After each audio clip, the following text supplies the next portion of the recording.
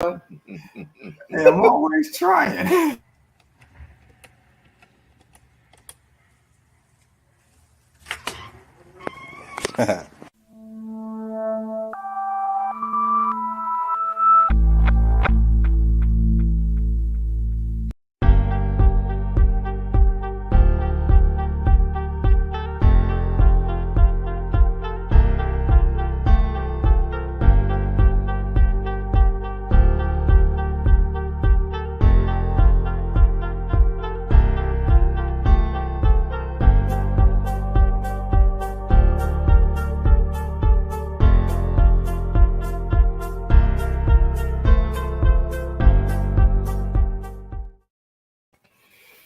Happy Monday, happy Monday, happy Monday, everybody. God, it is Monday already. Comes quickly.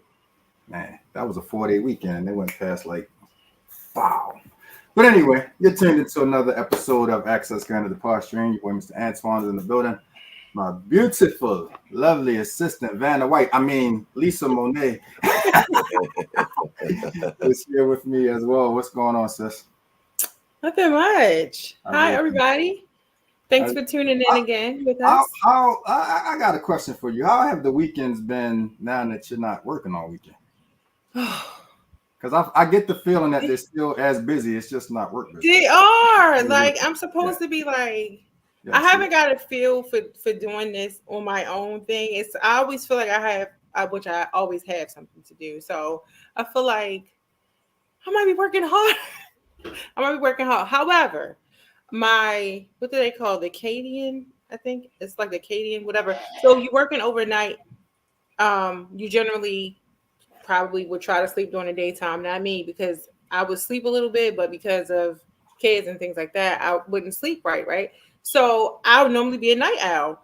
Since I haven't been doing it, I went right back to the 9 to 5 sleep. Like, I get tired like regular people do now. Like at 10 o'clock, I'm like, well,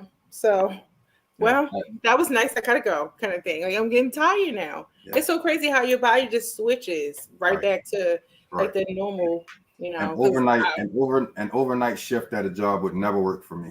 It would never. I really like having my day, but it's still it's like all night though.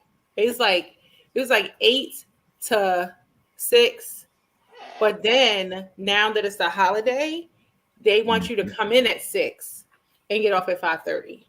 So I'm good. No. I'm good. And now this daylight savings time thing has switched over, so it's dark by 5:30, 6 o'clock. You going in dark and you coming out dark. You never see daylight. Like, that's how it was. You would never see daylight. Also, you gotta fight traffic. It is bananas. So yes. I can't wait until they make the decision to do away with daylight savings time. I know that that's something that they've been talking about for the past couple of years, and Congress has to pass something. And to pass something. Yeah, I don't understand why politics has to be involved in daylight savings. But let me ask you guys this. I don't really know. Like, so if you're saying Congress, that's just like United States. So what about the other countries? They don't participate? Oh, this is honestly, I don't think all countries around the globe participate in daylight savings time anyway. I would have to look that up to be sure, but I'm almost 100% sure that I've heard that not all countries do that. And when I've looked that up in the past to figure out why we started, nothing made sense to me. Nothing made sense to me. So if we could just get to the spring and spring forward where we have the longer daylight and then just stay like that year round. Stay sprung. Just stay sprung. Stay sprung. But I actually feel the change. I don't know if anybody else does, but I felt when we fell back, I felt it. Again, it was like heavy. It was like, ooh. Yeah, I felt the change when I woke up and almost went to church an hour early because I didn't know that it was daylight savings time. So we have a manual clock, a digital clock in the bedroom that doesn't change automatically. Okay. Well, when I woke up, the clock said it was 8 something. And so, man, I gotta hurry up and get up because church starts at 9 o'clock. And then I picked up my phone, and my phone says 7:04. And then I didn't think that was right, so I reached over and I looked at my wife's phone, and I was like, daylight savings time. Put that phone down, pulled the covers back up, and rolled over for about. Got that extra hour, huh? Yeah, man. Yeah, man. Hey, that extra time means a lot for me. I don't know about everybody else, but it makes a difference. When it's time to wake up in the morning, I need every extra minute that I can possibly get. So you're talking about giving me an extra 40, 45 minutes. By the time I did get up to actually go to church at the right time, I was ready. T-shirt check. What we got? I think mine is kind of obvious. Okay, what is it saying? Omar coming. You are a fan of The Wire. Hey, yo, Baltimore. T-shirt self-explanatory. What you got, Lisa? Well, I have a T-shirt. I have a dress. So dress check. So it's queen. Oh, okay. See? Okay. Queen. Nice. So yes, nice. For all the queens out there, we just, things happen. Your crown gets crooked. We just gonna straighten out, crown up, and keep on moving. There you go. So next year, when we come back in 2024, I'm actually gonna make the T-shirt check like a real, like I want people. It's basically a way for me to get free merchandise. I'm gonna just put it up there. True, that's a good idea. I was thinking about that too. Yes, I want people to send me shirts that we can wear on the show representing their brand and everything. And it's a win-win. I get free T-shirts, y'all get free publicity. Yeah. For a T-shirt that you only pay $10 for anyway, and you're charging people $45 for. $45? I don't think they're gonna send it in now. Let me write that down, bro. Listen, y'all, the views expressed on they already know that. They already know that disclaimer. They already know. But look, man, in the building with us tonight, man, we have a guy, man, who I'm still sweating. Hold on a second. Oh my goodness. The heat went off, but the sweat is real. Now it might be the lights. But my man Blizzard, what's going on, bro? Brother that I've known probably for, I'll just say 10 plus. Oh, only that? That's 9. 9. Is that 5 plus 4, right? 5 plus 4. I can work with that. That's 9. I was gonna say about 10 plus. About 10 pluses.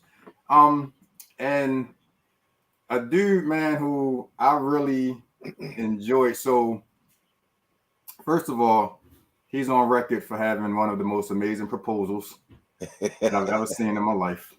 Oh, do tell. I want to know. His now wife,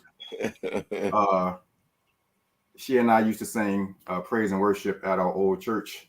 And wait a minute, we're gonna get into that because I've never heard you talk about singing. But okay, keep going. Yeah. Oh, yeah. We'll get into that. But and Buddy used to play the bass at the church, and I just remember she leading a song just as we were getting towards the end of praise and worship, and we were about to stop, and our pastor kept telling her, "No, keep singing. No, keep singing. No, keep singing." Keep singing. And even she has this look on her face like, "Well, damn, can y'all stop wrap it up? I'm tired of singing. We've been doing this song for like 12 minutes." And then Buddy slid in there with the ring, went up there and proposed, and all of the men that weren't married, damn, now we got to step our game up because this killed the game, man. But my boy Buddy Jordan is in the building with us tonight. What's going on, bro? Hey, man, I'm doing well, brother. I appreciate the invite. Man, hey, and this is good for me, bro, because as many times as we have talked, we've never like really talked about like your music, your background and all of that kind of stuff. I used to love at the end of our services when we were singing "Praise God from whom all blessings flow," when we got to the break when the pastor started his talk, and I didn't know if you were going to give us anything from the Sanford and Son theme to some Michael Jackson or anything in between on that little breakdown. Not literally, man. As a matter of fact, it was a couple of guys, especially with the men's choir. It was a couple of guys that I had so in tune to that we used to sit up there and guess what song. And we were wrong, but I always thought that was like a cool little spice that you added to a song that we hear week after week after week after week after week. Yeah. that was cool times, man. 4 times a month. God, St. Stephen's, man, it seems like such a distant memory, even though it really hasn't been that long. You know what I mean? Yeah.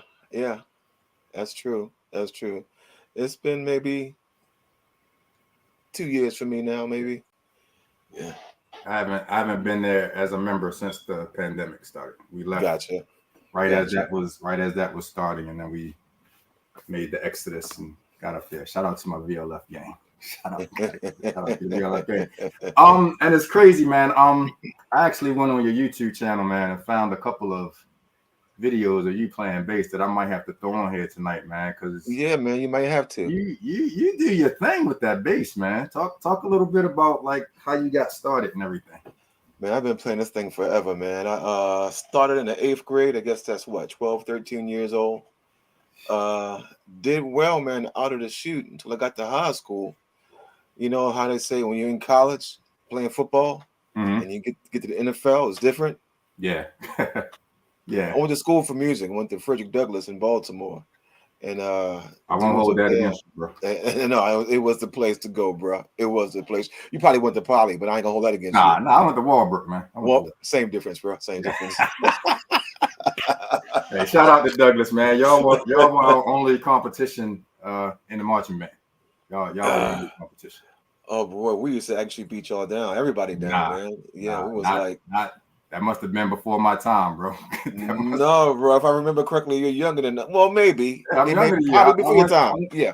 I went to Walbrook from 84 to 87, bro, and nobody could touch us, man. Y'all had to get y'all uniforms as hand-me-downs from Morgan at that time, so y'all didn't, you know. Well, Morgan. Yeah, same color. Same colors. Well, I actually went to Douglas from 79 to 82. Okay. And we didn't take any prisoners, man. Didn't take any prisoners. that. Always friends up there, man. So I had to step it up. People don't realize, man. Marching bands is a religion, bro. When you march in a band and your band is right, it's nothing like it. I tell people we were drumline before the movie, bro. It's funny, man. Like my freshman year, my 10th grade year at Douglas, everybody played around, didn't care about nothing. Then homecoming came, all the seniors wanted to fight because people wouldn't get the music right. They was like, come on, this is my year. We can get it going. Next year, my 11th grade year, same thing. We played around up until a week or two before the homecoming. Everybody mad because it ain't right. And they got it right last minute. You know what? My senior year, I felt the same way. Come on, man. This is my homecoming. It's funny. You don't feel it until it's yours. So, nah, man. If you stay ready, you ain't got to get ready, boy. Walbrook, we was always ready to step. Look at y'all. Let me ask you this. Where's Walbrook today? Gone. Oh, okay. Oh, yeah, it's gone. That school, the actual walk. Did she look at my face? Oh, okay. Oh, but you see a look on mine. But you had to be special to go to Walbrook, and once we got it right, God just said that's enough. We're gonna close it down because we don't want the other generation coming behind messing it up. Define special. You mean special with like the hat and the face guards kind of special? What you mean? The yellow bus special? Is that what you mean? But shout out to Douglas, man. Because first of all, my mom is a Douglas grad. But there you go. Definitely, man. During those times, marching in the band, it was definitely a rivalry. It was definitely a rivalry community because I think at that time we might have been honestly the only schools on the west side with marching bands. Mm-hmm. To be honest with you. Yeah, I was out at that time. And if there were others, they weren't in the parades, they weren't in the Preakness, they wasn't in the stuff that we was rocking in. So there you go. But anyway, back to your guitar story, man, because I could talk about the band all night. Yeah, I've been at it for a while, man. I did a little tiny bit traveling. I lived out west for 4 years. And I know you heard the expression, be careful what you pray for, because you might get it. Absolutely. All I wanted to do was play. Had a full-time job, and I literally played probably 5 to 6 times a week for about a 6-month stretch. Jeez. I had a ball, but again, at that time, I was 23, 24 years old. Yeah. So I did it, man. I would literally ride my bike to work, leave work, stop past the park, play a couple games of basketball, go home, take a shower, excuse me, and then hit the clubs. We do the gigs. It was working pretty regularly, man. That was a ball out there, man. I had a good time doing that. And what was the process of learning the bass guitar like for you? It wasn't tough at all because it was in my blood. It was in my blood. I wanted it. I loved it. Slept, drink, all of that about the bass. So it was pretty easy. And plus, at that time, I had a group of friends growing up, and we were all musicians. We all actually went same school, same time, and we all decided we was going to play. So, that's how it went. It went well, man. I had a good time doing it. So I've always been given the impression, and now I'll call it a misconception, that the bass was supposed to be the easiest of the guitars to play. But I disagree with that. It depends on who you ask. For me, I couldn't do guitar. I got a couple, but these things are way too big for me to be playing the guitar. It's got to be a bass. But some people may actually disagree with that because there's probably some cats out there playing guitar with them big old hands too. But definitely a different concept. So where do you get your inspirations from? Like, did you listen to music growing up that inspired you, or? Yes, okay. Musicians around town as well. When I first started playing, it was all about the jazz fusion thing. Mm-hmm. And believe it or not, I had to regress back to the R&B and funk and things like that, which obviously I did my share of doing that, but it wasn't where I started with. But yeah, I basically did it all. I remember my father used to always tell me, my father was a halfway musician back in the day, so it was always music in the house. He always told me, play whatever you have to play to get a paycheck. Once you get that paycheck, you put that money away, come home with your friends, and you play what you want to play. And my first time, when I was living in LA, I had locks the whole nine. I know it's hard to believe, man, but I did. What? I gotta see a picture. And I got a call for a country gig. And I figured I wasn't gonna say no. And I did it. I felt out of place in the bar. But when I finished that gig, I came home. I couldn't wait to call Dad and say, Dad, I see what you mean. I didn't like any of the music, didn't feel any of the music, right? But I paid it. It paid so well. So I definitely understood then, you got to do what you got to do. So I think all of us that love music, man, we have this memory of the stuff that was being played around the house when we were younger. For me, it wasn't necessarily in my house. It was the house of my aunt because especially during the summertime, that used to be the meetup spot. Gotcha. That was the spot where grown-ups stayed in the house and did grown-up stuff while the kids had to get the heck out of the house. But at the same time, for that little bit of time we were in the house, you always heard music playing. What was some of the music that was always playing around the house for you that really got you into liking music, loving music? Well, it probably came from three areas. My brother at the time was oldies, all the old Temptation stuff. Four Tops, all Delphonics, all that kind of stuff. Those are the songs that still resonate in my head because a lot of the songs I didn't know until later, but I always heard them growing up. Mom, Gladys Knight and the Pips, for sure.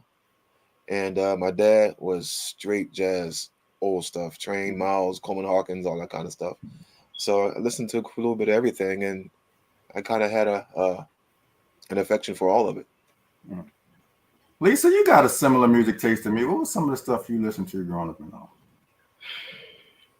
Saturday morning when Mama is cleaning the house, what's she playing? I had a colorful childhood, so with my mom, it was Billy Ocean. It was because I'm a little younger than y'all. I'm sorry. So sorry. Yeah, so my heyday, I want to say, was the 80s, I guess. I was a little whippersnapper growing up in the 80s. So it was Michael McDonald, like Patti LaBelle, Anita Baker, like all of those. But remix, then living with my grandmother.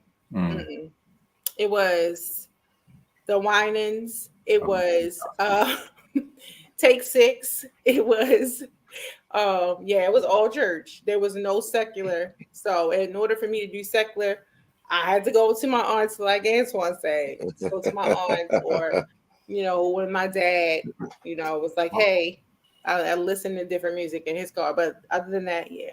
So wow, she said yeah. Take Six, bro. Wow. I know, Yes. right? Oh my God. Listen, the whining, like, come on, yes. They ain't doing Take Six no more. Nah, Hello hit every time. Take Six was they were definitely like in a lane of their own. Mm-hmm. Different. Yeah. We get happy about 4-part harmony. These brothers had 6-part harmony, bro. Yes. It was Yes. spot on every single time. I don't care if they were singing the national anthem or Mary Had a Little Lamb. Yeah. They were gonna sing that, man. They were gonna sing about that lamb. They were laying it out, that's for sure. Gosh, I just bought that memory right there. I'm gonna have to go pull up a little bit of their stuff and play it, because it's been a while since I've listened to anything Take Six related. I think that's kind of the reason that I started liking Silk. Okay. Silk when they came out, because it was 5 of those brothers, and I remember the first time I heard them sing live, it was Silk on the R&B tip. You know what I'm saying? Okay. It was really yeah, like the what's the little short bald head guy, like Gary. Gary can really, that boy can really sing. Like that boy he got some down home in him from somewhere. Hitting his high tenor stuff. But the rest of the guys, man, just the pitch and the way that they used to feed off of each other, singing wise, it always sounded good. Good stuff for sure. Yeah. Mm-hmm. Yeah. So with your bass, man, like when did you get to the point where you were taking it serious enough, other than the country gig, of course, where you could, start like composing and writing your own music and stuff like that? I didn't start really writing until probably 88, 89 when I was in California. Yeah. Never really thought much about it until that point. I messed around with it and things like that. Had a good time with it, but I think I took it really seriously when I came back to Maryland from California. I just felt like things didn't really change much, previous to me leaving here. It was about the same. It was a little depressing for a minute, so I said I need to do something different. So I literally sold everything and bought all the different stuff, and that's kind of when I really got started at that. I'm sorry, I'm trying to look up something real quick, because there's only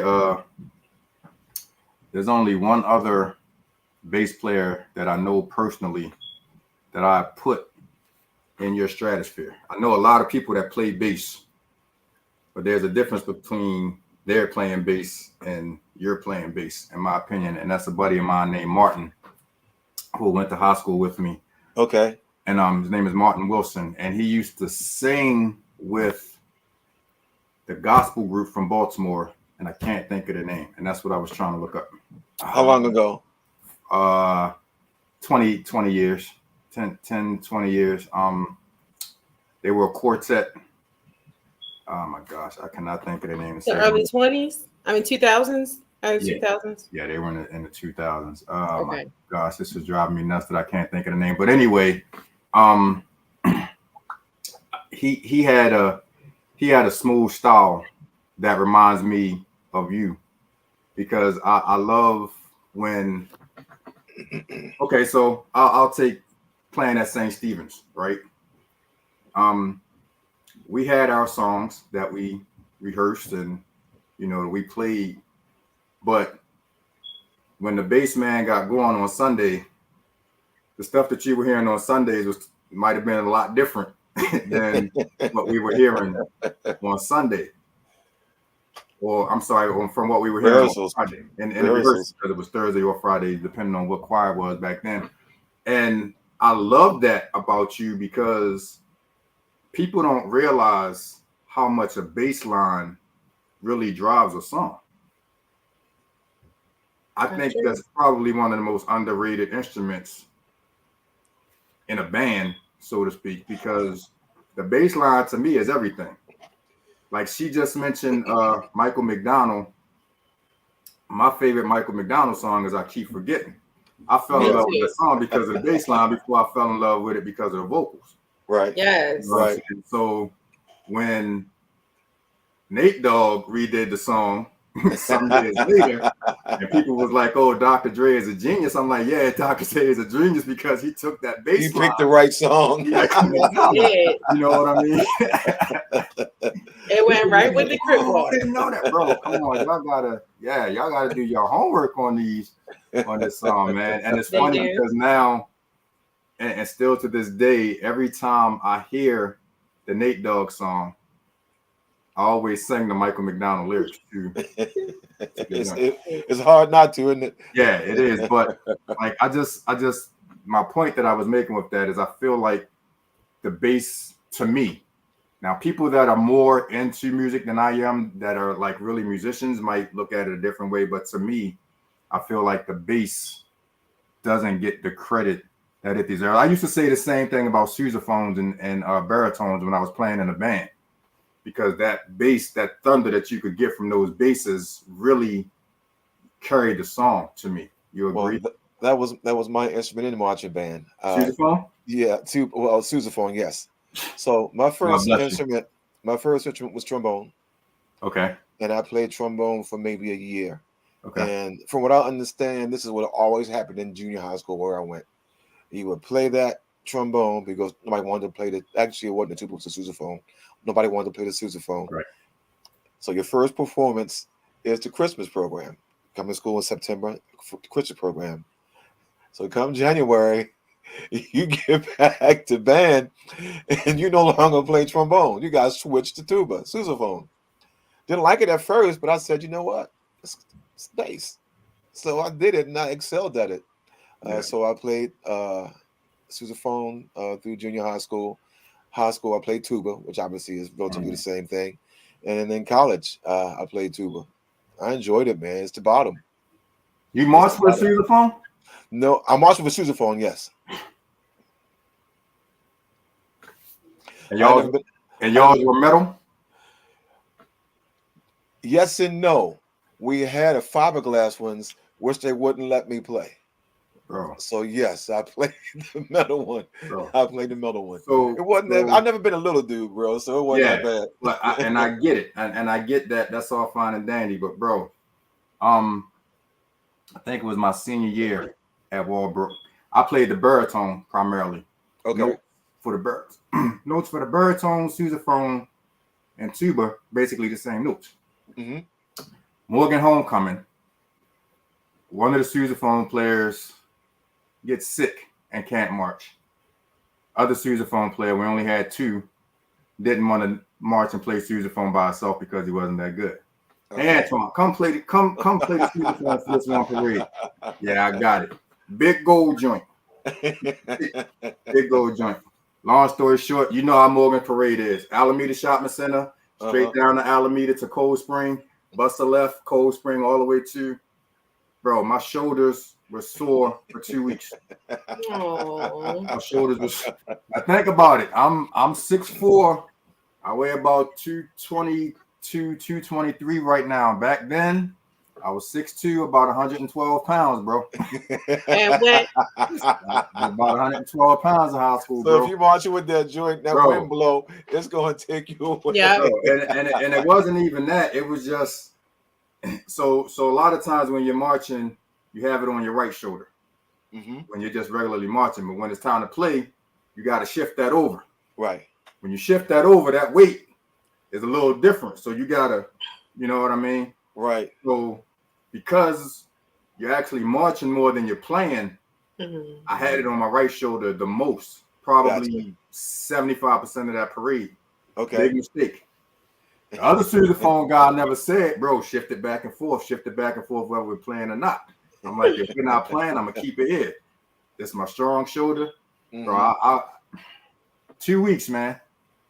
2 weeks before my shoulder even started feeling. And I'll tell you, the bruise that it left. I never even picked up one again, ever in life, bro. Wow. That was the worst for me. It's kind of funny that you say that, man, because my senior year in high school, had a guy that wasn't really good, and it was too many people in the band to be one sousaphone. So we actually had two other guys who weren't playing carry them. so it just wouldn't look crazy. But Oh, I wow. was the only one that played, which is the reason why they wouldn't let me play fiberglass one, because it doesn't project like the metal ones do. It's the brass. Right. So I played the brass one, but I had fun, man, because I know y'all heard. Did you hear me? You heard me, didn't you? Did you hear that? Yeah. And it's funny that you say that, because I didn't know that there was a difference in the projection of the sound between the fiberglass and the I'll call it steel. That's steel to me. I don't care. Everybody else, that's steel to me. But I used to always wonder why a lot of the colleges back then used to use the fiberglass ones. Mm-hmm. And my band director, rest in peace to Mr. Jacob Salisbury, said, well, they can get away with that because it's like 25. So many of them. Yeah. So many of them. Yeah. Mm-hmm. And when I said, oh, yeah, we do only have 2. So, and we was just playing them little fiberglass joints, and we marching down Pratt Street. Nobody's going to hear. No, they don't project. It made a lot of sense when he said that, man. But, yeah, I'll never forget that, bro, because, like, that made me gain a whole different respect for the guys that we had that were playing sousaphone. Again, rest in peace to my brother Beaver. Larry Washington was the one that got sick that day that we couldn't play. Okay. And man, when we got back to school that Monday, boy, when I tell you I laid him out, I was like, bro, I don't care how sick you are. From now on, you better show up to every parade, because I'm the one that's got to take your place and carry that joint, man. And you know how long some of these Baltimore parades can be, man. It was crazy, man. I literally remember having a bruised shoulder, just being like in pain that no painkiller was taken away for about 2 weeks, man. Something totally different. I got 3 Morgan homecomings under my belt. Yeah. I got 5. You got 5? Yeah, I got 5. Oh, you went to Morgan? Nah. We just used to come back as alumni sometime. Oh, really? Okay. Okay. We used to come back. So before I actually moved to Pittsburgh and then to West Virginia, I would come back, when the schedule permitted, and march with the band. They needed it at that point, boy, because after the class of '87, we dropped down a little bit, so they needed all of the help that they could get, man. But, gotcha. Yeah. Okay. So let's talk a little bit about the new project. That's the old project. That's the new project again. Well, that one I've done quite a bit of writing, man, and it's kind of funny, man. This is my anniversary of that. I had actually stopped all of this stuff, man, for about 6, 7, 8 years. I just got tired of it. Things weren't going right. I just didn't feel cool with the way things were going. I just walked away from it. And to be totally honest, I didn't miss it. And it didn't miss me, because my phone didn't ring. Let me pause you right there. When you say that you walked away, you mean you walked away from playing bass altogether, or you just walked away from like playing in bands and doing music and stuff like that? Music, period. Music, period. I started playing the bass because at the time, Jay and I met. And, shout out to Conda. She said that their church needed a bass player, so she actually made that happen. So I started playing right before that. But as far as anything else is concerned, no. And again, man, I honestly did not miss it. I didn't miss it until November last year. And bro, when I say I missed it, I don't know how, but I missed it with a passion. I went out and spent the gang of money, bought basically whatever you see or whatever you can see here, bass, a whole 9, and did the studio all over again. And I've honestly, man, been pretty productive, man, for at least that 12 years and going into it now still. I didn't want to do another CD, but I had so much music that I'd written, and I wasn't really finding anybody, man, that seemed to be interested until about 2 weeks ago. But I'm gonna keep that on the hush. I do have something that I am working on, and it's going to be really, really nice. It's going to be really nice. But again, yeah, it feels good, man, to be this productive, man, for this longer period of time. So what was it that, like, was there anything in particular that happened to make you kind of stop doing it, not love it anymore? People. Yeah. People. I won't even be mad with you if you say black people. No, people in general. General, I got Yeah, it just things didn't feel right. It didn't feel right. And to be honest, man, I know this is being spread out across Facebook. Some folks gonna see it, may question it. Some folks may see it and understand. I think if I never led my own band, I'd have probably been okay. Because I'd have been doing the same thing that them people were doing. It's all about the next gig, it's all about the dollar. But when you got your own money, man, you say I got my band, you got your band. This morning you have your band. Your band don't make no more than my band makes. Not that it's yours, Antoine. We all getting paid the same thing. But everybody wants more money. No, I can't pay you no more than anybody else. The best I can do is give you an opportunity to play some songs that you like. Bring some songs to the table. That's the best, and that's the only thing I could do because I wasn't going to pay when I'm paying myself. Right. Hey, bro, don't it be the main ones that don't bring nothing to the table, but that always got the most to complain about? Bro? I didn't say that. I'm saying it. But obviously you read minds. Because as soon as you said that, man, I was like, Not to fire any shots at anybody, but no, not at all. Not at all. Yeah. Not at all. But I understand that. That's how they do. Yeah. That's how they do. I mean, at least you gave them an opportunity to showcase their work, you know. Absolutely. Absolutely. And you know what? And I kept it to myself for a long time because I truly understood. Again, if I wasn't the leader of this boat, I'd probably be doing the same thing. Looking for the next gig. When does the next gig come in? Can I make more money on that gig? Or if I can actually leave this gig quicker, I can do these two, whatever. So I not kind of understood. I did understand, but it just got to the point where it just seemed so reckless. It was time to let go. Wow. Well, at least you said you have new people now. No, I got a new person. Oh, okay. Yeah, everything else I'm doing it by myself. wow. Doing it by myself. Wow. Two people actually. I take that back.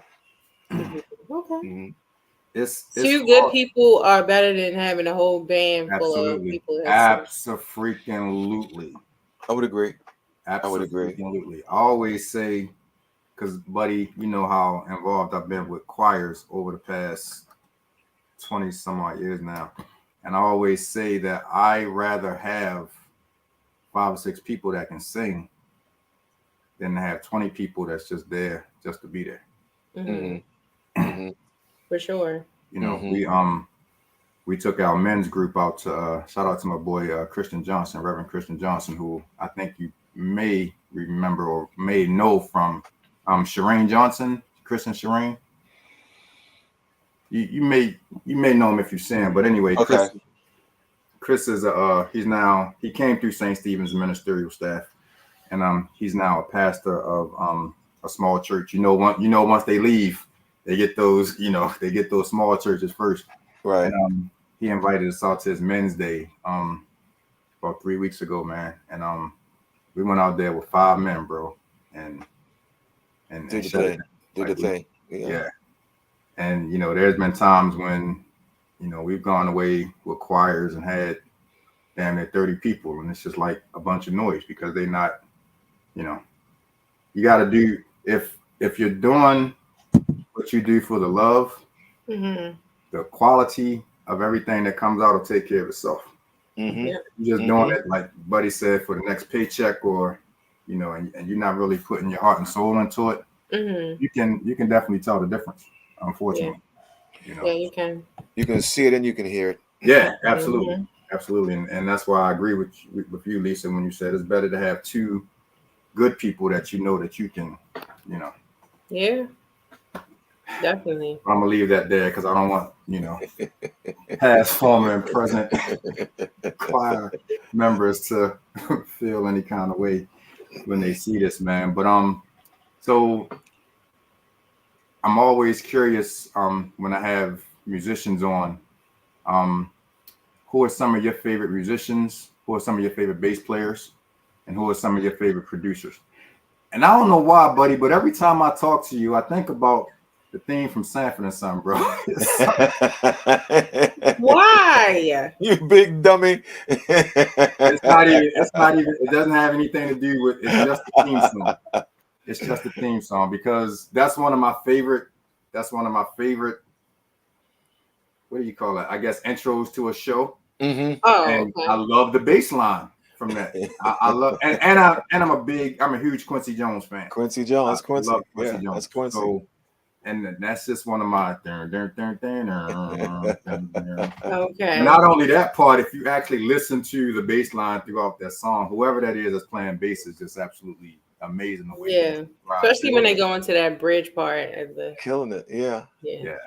Well, my favorite bass players, man, I actually like a lot of the stuff that I started listening to back in the day.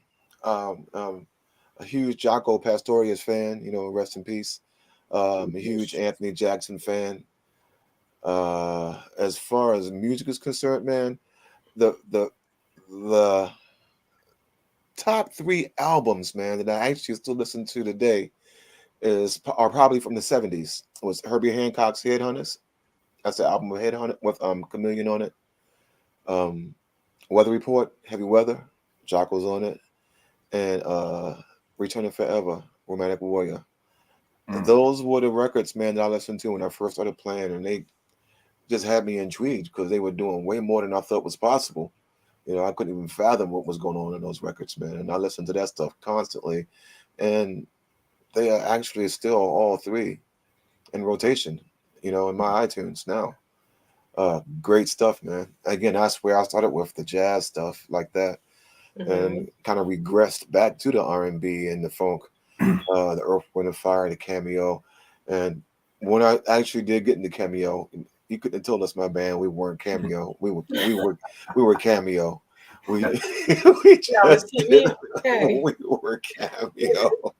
back in the day. I did regress back to that stuff, man, but I was into the other things at first. Did you get into Wayman Tisdale at all when he started doing music after that? I did. Actually, I noticed him when he was still playing ball, and I would see things that he was a bass player. I was like, oh wow, okay, yeah. I actually love what he did too as well. Yeah, also he actually surprised me. He actually surprised me a lot. Mm-hmm. I don't know why. I was killing, man. Yeah, good stuff. I actually wasn't really too much into the songs where the bass was always playing a lead, but I was just thinking it works nowadays, man. There's so many cats doing it, so it really is a thing today. Why do you think that's becoming more now for bassists to be able to play leads and I won't say get away with it, but Right. I'm glad you asked that question because that actually I started to say that when you said, bass was in the background. And that's the reason why, man, bass players are just so good now. They aren't just a bass player. They're musicians. They're out front. They're doing just as much as anybody else is doing. So that's the reason why, you start a band, you're the bass player. Yeah, you want to shine. You want to shine. A lot of cats playing leads and things like that to the songs. And the one thing that I started to notice over the years, man, was that when I used to go and see an artist perform, a lot of times they would always give the regular guitar player that leeway to come out, in the middle of a set and play. And slowly but surely you started seeing the conversion to let that bass man get out there. Bass player gets them too. Yeah. I enjoy it, man. I enjoy it. I thought that was dope. So can I ask you guys? I'm not well versed in. Because you're young. Stop it. I'm not. So I guess the artists now, like I love to see an artist perform and they have like a live band. I love that. It sounds amazing. Yes. So like, well, how do you feel about her? I love her, but is she playing bass or is she playing guitar? She's playing guitar. The artist, her. She's playing guitar. Okay. She's playing guitar. Because I don't know. I'm sorry. I don't really know the difference between the bass and the guitar. One of my favorite groups, Rude, he said the Brothers Johnson. Rest in peace, Louis Johnson. Yeah, man, he was a beast. Yes. Hey, Rube, if you ever need an amazing bass line on, Rube is a producer here in Baltimore, man. Really, okay. really amazing producer, and most importantly, a really good brother. Rube, if you ever need a we good need to be bass talking. line, man, this is the guy for you. We need to be talking. Absolutely. Yeah, absolutely. So with this, I know that you don't want to give too much away about the upcoming project, but with this current re-release, man, like talk a little bit about the making of that album and some of the people that you worked with on that. On my CD? Yeah.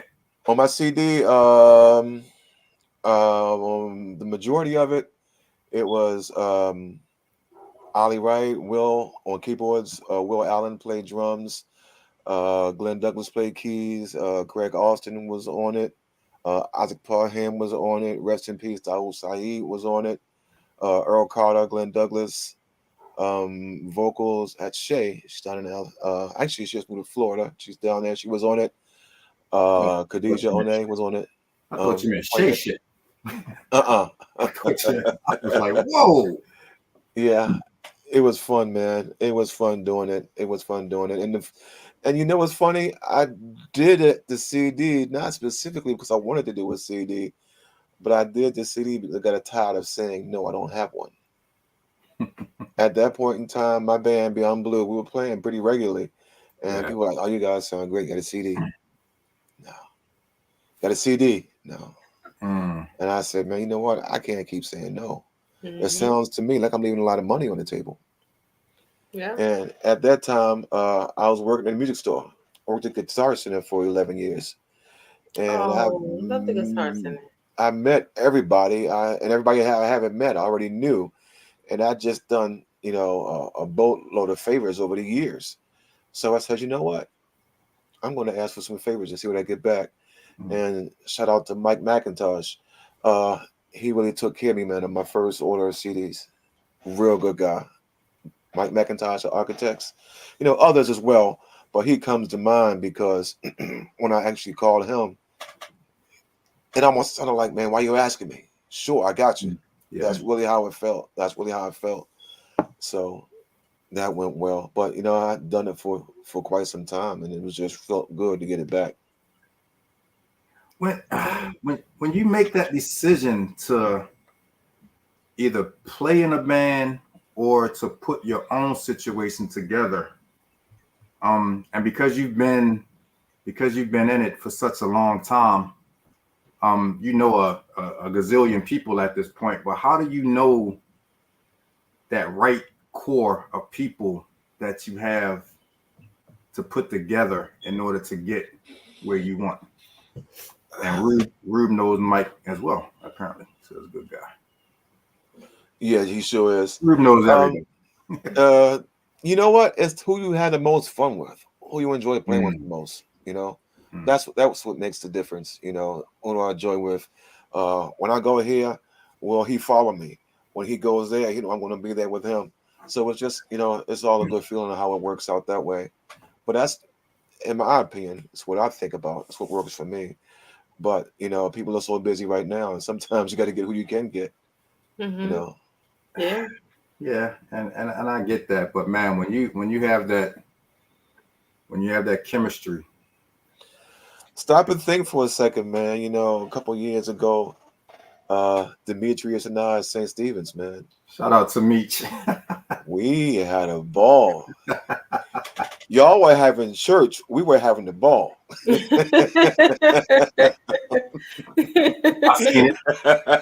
seen it. I've seen signals pass back and forth. I've seen head nods. I've seen, all of that. All of that little unspoken stuff that musicians do. You see that? You see that? My bad look when I didn't catch it the first time. I got you next time. Yeah, shout out to my man Mish. He's one of the favorite drummers that I've had the opportunity to work with, man. Yeah, great guy too. Real cool dude, man. Funny as all out. Funny as all out, but dedicated. A lot of people didn't know that Demetrius was actually catching the bus from the Emerson Village area. He caught the bus whenever he didn't catch a ride with me. I'm over that way too. So, okay. Yeah, he or when he was getting off work, because I think he was working at a university at that time. And Meech was getting on the bus. Yeah. And was showing up a lot more and a lot earlier than people that live 10 minutes from the church. Yeah. That's how it is. Just being honest. Yeah. It's just being honest, man. Yeah. But and real talented dude on the drums. Were you there? Were you there today? You might not have been playing with us when we got him to sing. No, wasn't there. Yeah. We got Meeks to sing a song. This was when Kendall Bellamy was playing. Gotcha. We got Meeks to come up and lead a song, and guess who played drums? Probably the most basic drum that you will get. Sometimes that's all it takes. Yeah, the good thing is it was a Symphonic selection, so it was real slow, and I could just, boom tap all the way through. I get a little fancy and give you a cymbal tap for about 3 seconds, but then I'm right back in the pocket. Oh my goodness. Yeah, Demetrius, man. I used to love his dedication more than his talent. You know what I mean? Yeah, good guy. Another good guy. And he's a real, genuine dude, man. Just like a real, genuine dude. Absolutely. So I want to get into one of these videos, man. I'm on your YouTube channel now. I have this one that just says Spain, the iJams band pulled up. But I want to let you play that one or another one because you have more on here than I realized when I was just skimming through this earlier. Okay. The chicken. Is that up there? It should be. The chicken? Yeah. Yep. Yep. Hey, I don't mean no harm, but this is a young looking Buddy Jordan right here, bro. That's a young looking Buddy Jordan. That was before the gray sedan, and that was actually probably another 40 pounds on me too. This is definitely where was this at? Is this here in Baltimore? It was Ricestown, club called Michos. Okay. Yeah, I get them confused with the shoot. Michos And and of course, Chicos. I go and delete it as I'm about to play. Hold on. Shout out to my man Mark Tolles. That was his club back in the day. Hold on 1 second. I closed the wrong one. See, Lisa, this is why I got to get you to play the videos, Lisa, because I always mess up when I'm trying to move too fast and get to these joints where you would just do it, and I wouldn't have this problem. You know I can't even get the volume right, and then I call my sidekick. Great point. So that ain't gonna work. You'll be calling your son. You'll be calling your son and to get it. All right, here we go. What? Hey, y'all! I don't have volume. Like, no. Here we go. Okay. Oh, the boy bad.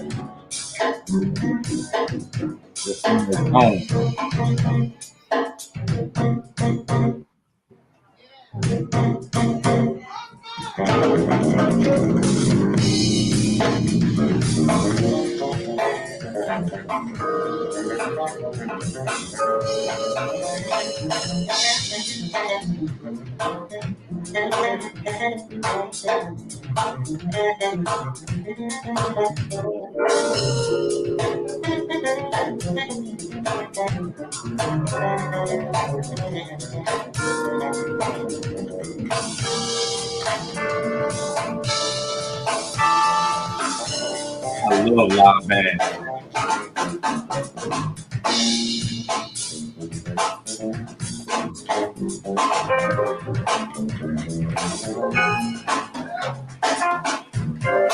That was fun. Shout out to Will Allen on drums. Antoine, you can do that, right? No, heck no. You get me fired. Okay.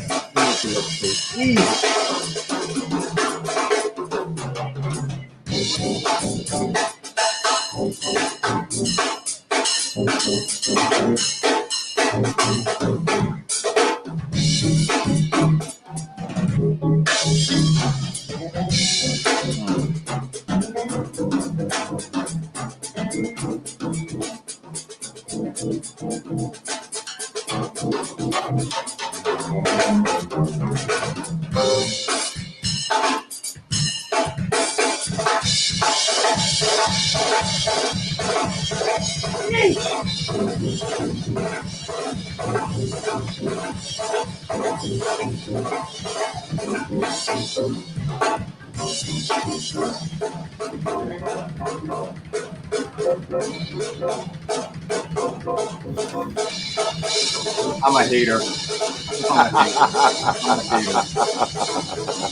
Don't be a hater. I'm a hater.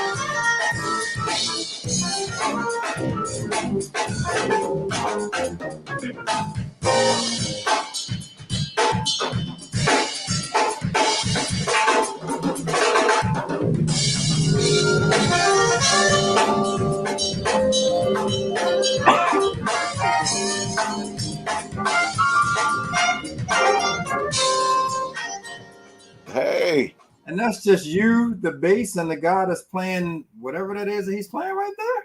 It's 4-piece band. Yeah. Oh, okay. Uh-huh. So Rube Rice is asking, was that a 4-string bass that you're playing on that? 5. 5? Okay. I had a guy down in Georgia make that bass for me. That's the second one that he made for me. It's my main. At the time, it was my main bass because I paid so much for it, and it was basically made to what I asked him to do. I just wish I knew then what I know now. It would have been a different bass, but I still have it and I still play it. It's basically my church bass now. Okay, so when you say if you knew then what you know now, like what's the difference in what it would have been? I'd have had it a longer scale. Somebody had posted, as a matter of fact, posted on that video. Dude, it looks like you're playing a ukulele. You know, I guess because I'm big and the bass looks so small. Because you're playing it right here. And I've always played up high though. Okay. I've always played up high. And I'd have changed the string spacing as well. Those two are the main things I would have done to it. So what would be like one of your, I'll say like 2 or 3 of your favorite basses to play?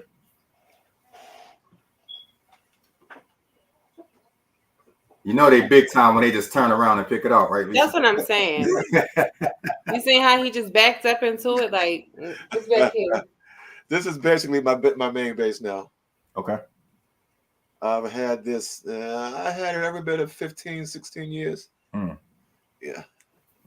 How often do you have to change the strings, or do you have to? Yeah, you have to. I guess for what people are doing now, especially doing urban music, R&B, soul, jazz, gospel, brighter strings just sound better. So people change them pretty often. And I'd say probably 2-3 months. Okay. But for me, I'm not playing out.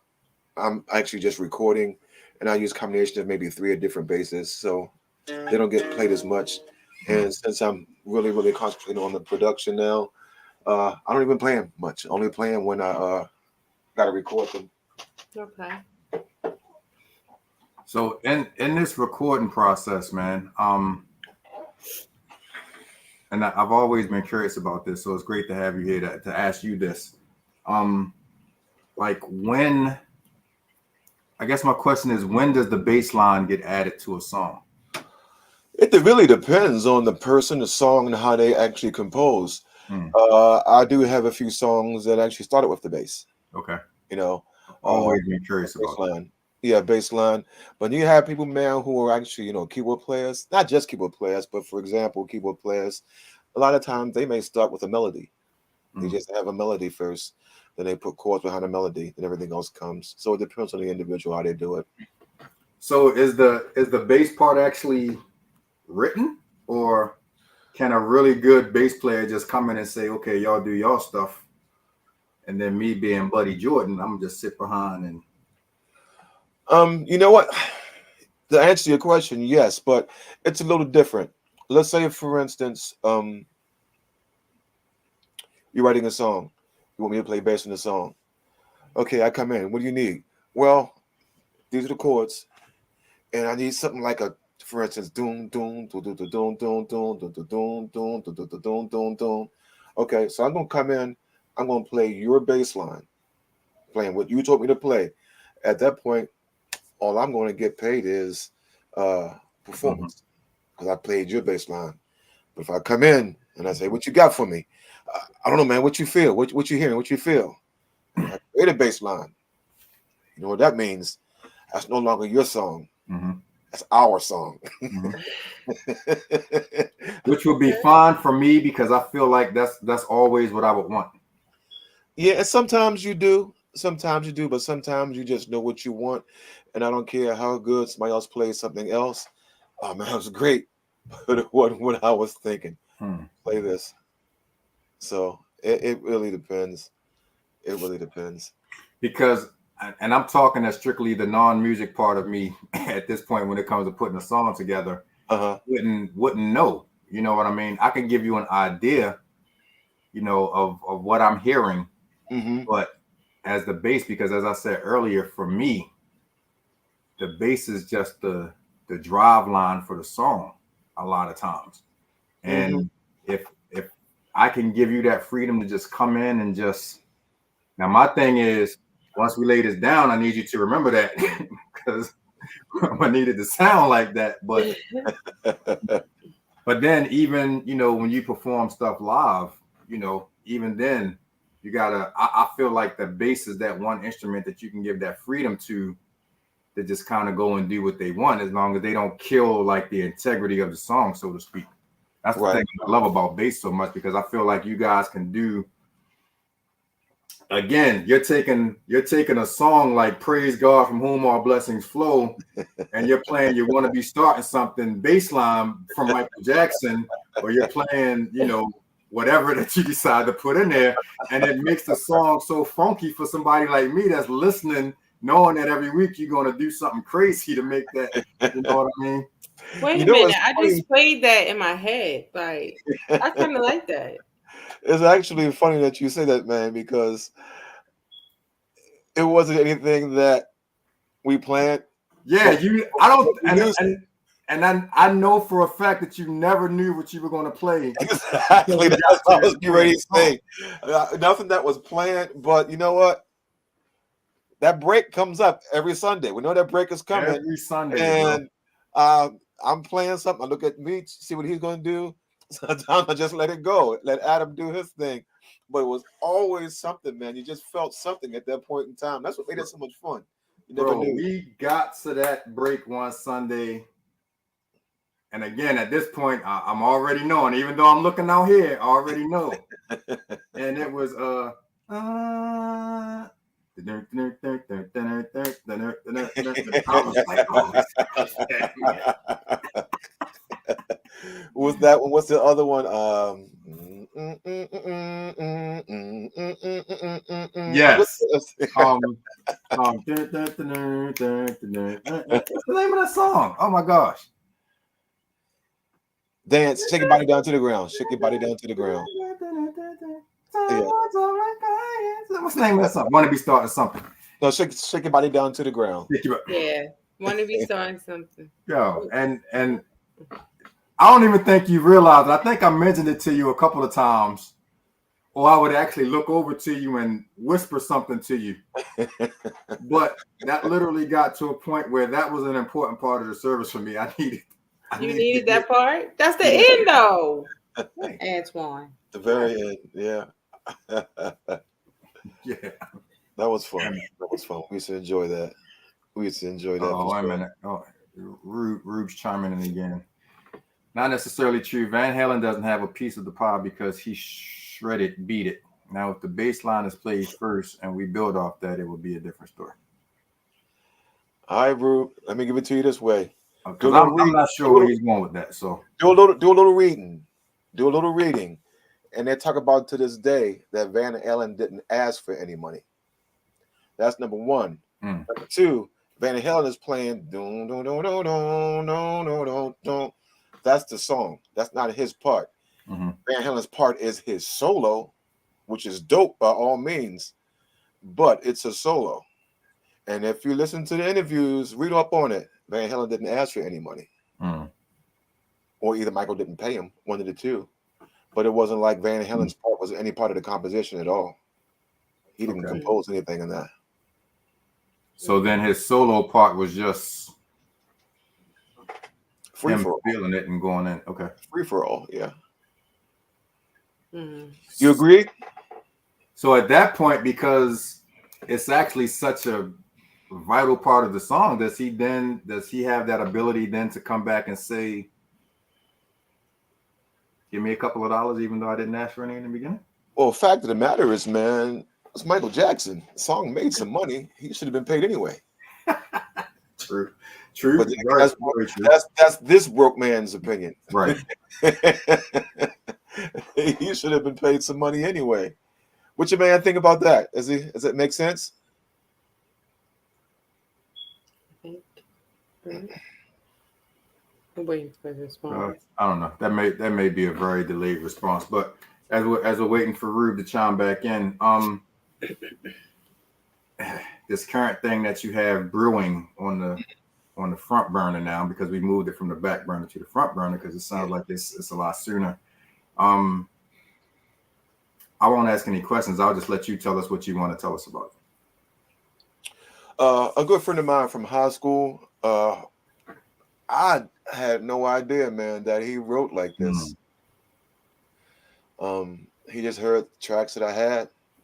Mm-hmm. He laced it, man. The first song, and I was like, man, this is going to be great. And it's going to be a vocal project. It's a female vocalist. It's just going to be nice, man. I think the songs are really, really good. And, you know, we're all at an age now, at least the three of us that are part of this project, that we aren't interested in any club bangers and rocking the club. No, it's grown folks music, man. It's grown folks music. And feeling really good about it, man, where it's going. And we haven't even recorded the first song yet. We actually laid the song down and got a reference vocal on it, background vocals, man. It's going to be really nice. Looking forward to it, excited about it. Amazing, bro. I'm happy for you, man. About it. Yeah, thank you, man. Thank you. I'm happy for me too, man, because this was a long time coming. Yeah. You know, yeah. Part of the reason why I kind of pushed it to the back burner because, you know, I was just looking for a new beginning, you know, and this is it. It's good. And then, you know, conversations, and they've always been small conversations, but conversations that we've had, you know, in the past while we were waiting for, you know, people to get to the church because they're 20 minutes late and stuff like that. You know, I can tell in conversations that I've had with you how much you just literally love music, man. And, you know, if you were to never make another dollar off of the music industry, I feel like this is something that you would do until they close the casket on you, man, because you just have a genuine love for, you know, creating and playing, man. And that's the one thing that I respect about you the most, bro. I appreciate that, man. At this point, it's there again. But like I said, man, for about a 6, 7, 8 year period, it was gone, man. It was nowhere to be found. And like I said also, man, I literally did not miss it until a year ago. Yeah, that's I crazy. didn't miss it. And it didn't miss me. That's kind of what hurt. It didn't miss me, you know. But I didn't miss it either. So I feel that when you say that it didn't miss you, just because at the end of the day, there's so many, you know, musicians out here that music, you know, for the better or the worse, is going to keep evolving. It's going to keep being out there. But at the end of the day, you still need that true musicianship out there. You know, so I'm glad that whatever it was that bit you in the backside and said, "Come on, bro, get back into this." I'm glad that it happened, bro. For real, man. Yeah, it did come back, man. It did come back. I'm grateful for it too. Grateful for it. That's good. Let everybody know how they can follow you on your social media and how they can you know, come and listen to the album and everything. Buddy Jordan on Baseman. And what is it? Buddy Jordan 2 on Instagram, Spotify, Buddy Jordan Project, YouTube, the Buddy Jordan Project, Apple Music, the Buddy Jordan Project, and something will be coming soon, man, with some new stuff. It's really driving me crazy that at the end of this show, I still haven't thought about the name of that gospel group from Baltimore. What's his name? Young Dudes? They were at the time that they started, yeah. Wait a minute. Was it the Choir Boys? The Choir Boys. Thank you. Thank you, bro. It took you the whole the show. simplest title in the world, and I couldn't think of it. Yes, the Choir Boys. And my buddy Martin, that he sang in that group, but he played the bass with us at Walbrook. And he actually would bring his bass and the amp out and play with us at halftime during our homecomings. That's the group that I was trying to think of. I'm sitting up here literally pulling up gospel groups from Baltimore and couldn't think of it to save my life. And Rube actually answered your question. Mm-hmm. He asked for $10,000 and a 6-pack of beer, but as a musician, if you add accompaniment to, then it's still not yours or ours, but it's the combo to be had. Can't really do that in text form. Okay. That makes sense. And you know what's funny? On a similar topic, when I was at Guitar Center, obviously everybody who worked there was musicians and everything, doing some kind of production. And a guy was doing a rap project. He wanted me to play bass on it. Want to know what it was going to cost him. I was like, man, bro, we work together. Inevitably I'm going to need you, just reciprocate the favor. So I charged him lunch. And he made a joke out of it, which I didn't mind because that's actually what it was. He said, man, he came to my house for a chicken box. I'm like, yeah, I guess I did. Again, I do it it depends on who the person is, Right. You do something for anybody, especially if you know you're going to get it back. Mm-hmm. The barter system. Yeah, absolutely. It's called the barter system. And because there's so many, like different bands and everything in this area, man, and you guys are working, together, so often, and you're meeting so many different people, like, why not? Like, even what I was just saying, and I said it in a joking manner, but I was actually serious about the t-shirts, Lisa. I definitely want people, when we start back up in 2024, man, to just send us some merch for for your different. I was thinking about that as well. Yeah, you're sending me, like I said, a t-shirt that you paid $10 for, but I may get you 3 or 4 sales just from people that watch the show. Of course. Mm-hmm. And I ain't even gonna ask you for, I ain't gonna ask you for nothing on the back end. So that sounds like a good deal to me. It sounds like a great deal to me. I need some mean, you're internationally known, so yeah. Yeah. So what you need to do, man, is somewhere across your screen, going across your screen, you got to put your shirt sizes. Let them know. Let them know from the top. Everybody know I'm extra large by now, man. So. Nah, man. But hey, buddy, man, I definitely appreciate talking to you, man. This has been fun, bro. Enjoyed it, man, for sure. Sure. If you ever got a free Sunday and you just want to come at 9 o'clock, man, and sit in 435 Maryland Avenue, I don't think you'll be. I'll buy you lunch, man. A chicken box? Okay, you got it. Hey. No, man, but just sitting here talking to you, man, and thinking about some of the the times that we've gone through some really great services, man, and had a lot of fun, in the process, man. It just reminds me. Absolutely. Definitely miss Jaconda, man, because she didn't do a lot of solos, man, but when she did, bro, she let it go. Jesus, I got a question for you. Yeah, what's up? Real talk. You got to be missing that Christmas program by now, right? The Silent Night.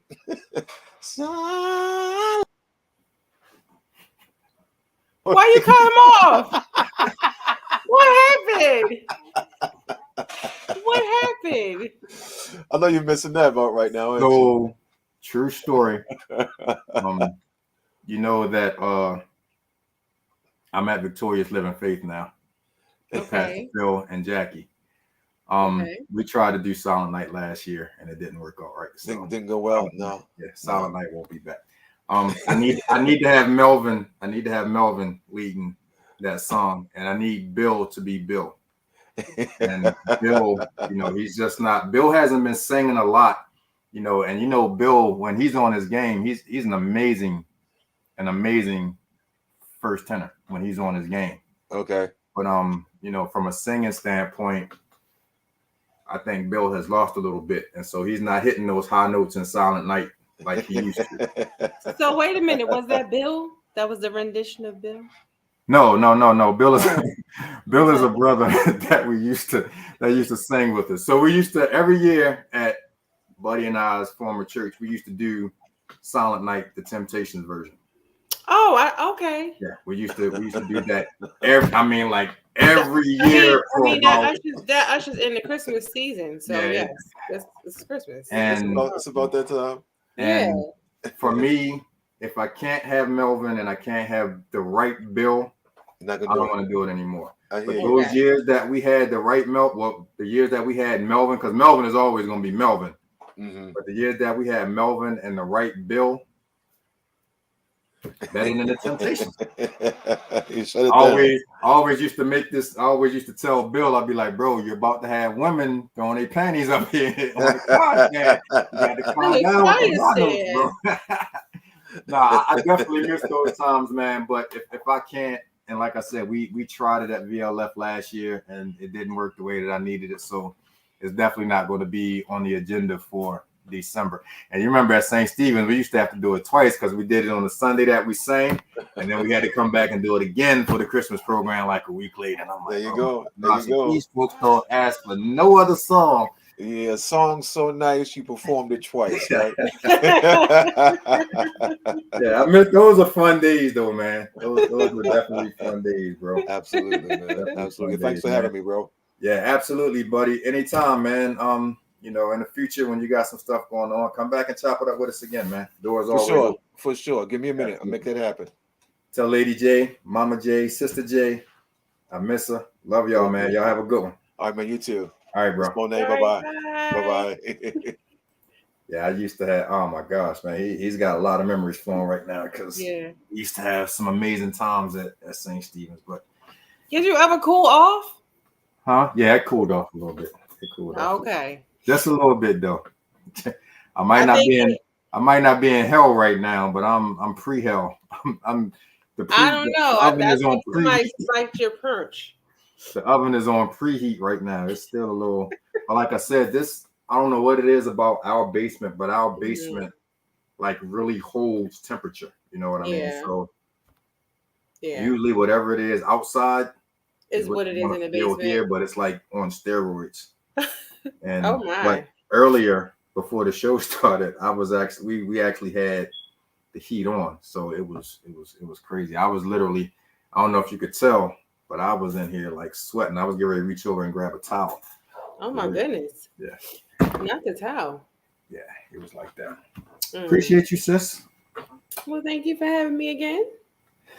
Yeah, I guess I'll let you keep coming back. I ain't got nobody else to sit down. You don't have anyone. So what's the countdown for us? The countdown as far as until this season ends, and then 2 more shows. 2 more shows. Yeah. Okay. We have Cassandra Vaughn. She first of all, she wrote season 3 of The Wire. Oh, okay. Until a couple of months ago. Mm-hmm. In fact, I found out the night that we had the show, that we did our Sip and Paint experience. I found out that night because me and the crew from Dallas, after we left Tambers, we went to another venue.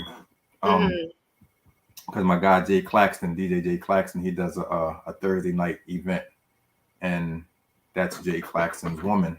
And so we were sitting down and talking, and she told us about her writing for The Wire. But in doing some investigating, she's done a lot of stuff, and she knows a lot of people. She may actually be responsible for about 40% of the calendar that we had in 2024. Wow. Okay. And I'm gonna buy her chicken boxes. I'm gonna buy her glasses of wine. I want everybody that she has in her Rolodex on my show. And in fact, she and I, we were talking last week, And there's a young lady, I forget her name, but if you watch The Wire, Omar coming. If you watch The Wire, there's a scene, I believe in season 3, where a young lady takes a razor and cuts one of her classmates across the cheek with the razor, and she bleeds out. That young lady that actually did the cutting is going to be one of our guests, because I didn't realize that, after she cut that chick and, started doing some other stuff, that she's actually been putting in a lot of work. So that'll be one of our guests. But yeah, definitely looking forward to chopping it up with Cassandra. And then we're going to end it with producer extraordinaire Charisma Marcel. Okay. Is going to be here. I just thought about something. I can't do that show on the 27th. Okay. Because I don't think I'm going to be back in Baltimore. That's the day that we'll be coming back from LA. I got to check some times. We may have to. Let me ask you something. If push came to shove, would you be able to do a show on a Wednesday? Same time? Yeah. Okay. Okay. I got to check the times of the flights coming from LA. Okay. The flight that I'm on coming from LA that day. If I'm back in time, I don't have a problem with doing it. But if I'm going to be back a little bit too late, I won't even be able to do that. And I literally just thought about it as I was sitting here looking at the calendar. But at any rate, yeah, that will be our last show. And then we're going to take the month of December off. Okay. And then we'll be back January. January is already full, if I'm not mistaken, the 15th. We're not doing a show on the 15th because I refuse to work on Martin Luther King's birthday. Okay. So, and we're not doing a show on the 1st, but the 8th, the 22nd, and the 29th is already full. And then we've already started booking into February for next year. So, okay. We popular. People want to be on. You know what I'm saying? So, yeah. So that's the way we're gonna end the year. When we come back in 2024, I'm really gonna be on the acapellas and acoustic segment again. We're really gonna get some people lined up to start doing that weekly segment. We're gonna have a new intro. We might even have a new Lisa Monet segment for the show.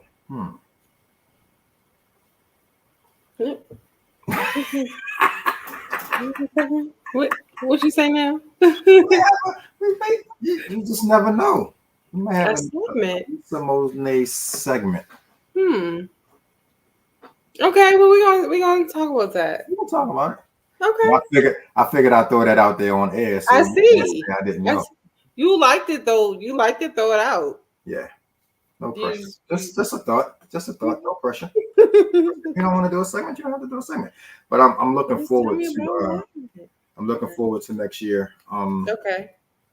Also, I have some Long Island iced tea pouches left over. $10 a pouch. Hit me up if you want to get a pouch. Rue Bryce, you've got to come and get a pouch from me, bro. And I don't understand. You don't understand. Yeah.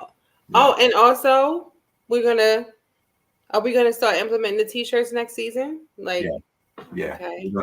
We can promote that while we're off. Okay. But yeah, that's definitely something that I want to do. Yeah. And if you don't think enough of your brand and your whatever it is that you have going on, so just want to give us a t-shirt, then the heck with you. I'll make my own damn t-shirts. No, just like no, but I really would love to start promoting some brands and stuff like that. And of course, we actually have people that watch us. So again, you'll never know if the t-shirt is dope. Yeah, people might want to get into it. I'll definitely love the dress that you have on tonight, though. I think that was. Thank you. Listen. So my best friend told me about Temu, and that's where I got this from. Now, Temu has everything for the low ski, and I was a little skeptical, but I really like the stuff that I got from them. It's cool. It took a little minute to get to me, and they constantly barrage you with emails once you start ordering. So that's the only side effect of it. But other than that, yeah. When I saw this, I said, "Oh wow, this is nice. I like this." So I've got to do clothes from Temu. I ordered what I thought was a backpack from Temu, and when it came, it was about this big.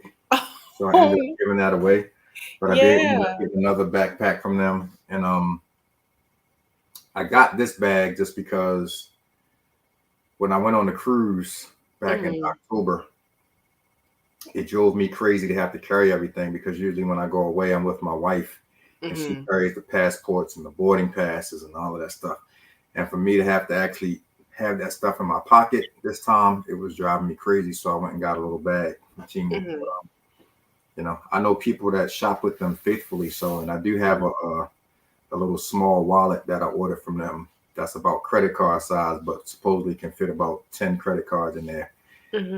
Since my current wallet is on the half, I said I'll go ahead and get one from them. So, and it's funny because they actually sent me an email and a text message today saying that because the wallet didn't arrive the day that it was supposed to, that they're giving me like a $5 or $7 credit or something. Okay.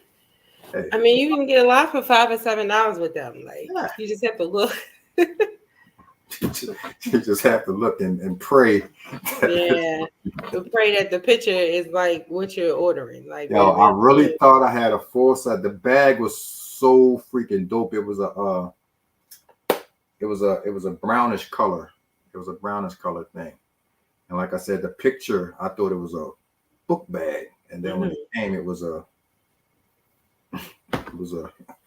fanny pack. It was a bag like this, and I was like, no, that's not gonna work. Yeah, I gave that to my cousin, but the bag that I did end up getting is just a bit of size for me. So appreciate everybody that tuned in tonight, man. Make sure you continue to follow us on all of our social media, Access Granted, as well as our Access Granted the Podstream YouTube channel. And that's it, man. We got 2 more shows for the year, Lisa, and then you can keep it covered for a month.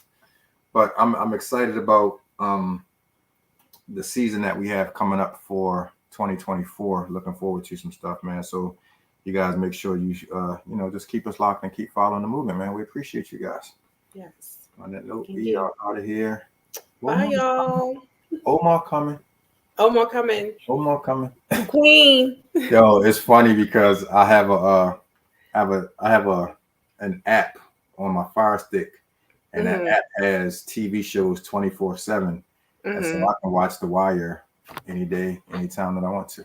And my wife gets mad because it's at the top of the list when I turn that app on. So usually that's the first thing that'll come on. And she's like, I don't want to watch The Wire. I'm like, okay, you're not watching The Wire, but because it's at the top of the list, that's what comes first, usually. So, but oh my God. I mean, rest in peace to Michael K. Williams too, man. I can't believe that man. Yeah. That man passed away. But anyway, we out here, man. We'll see you guys next week. Access Granted the Podstream. I'll put bye, y'all. Love you guys. Deuces. And that's